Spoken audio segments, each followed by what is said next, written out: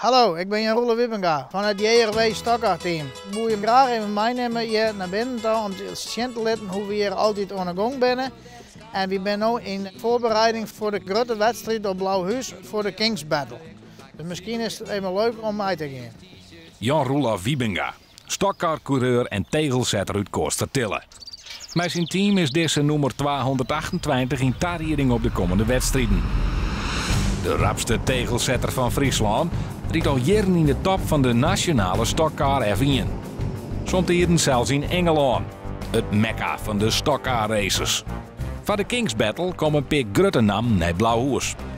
Zoals Chris Clare en Greg Finneken. There is number H228, Jan-Roelof Wibbinga. We heard from him earlier. Look how pleased he is to be on the grid for the World Final. He starts on row 9.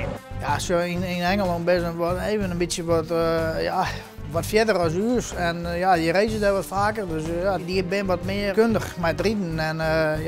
En die ben echt wat roerig, die man. En die botst echt vol mee. Ja, die ziet echt mensen dat ze echt heel bot de boarding in worden.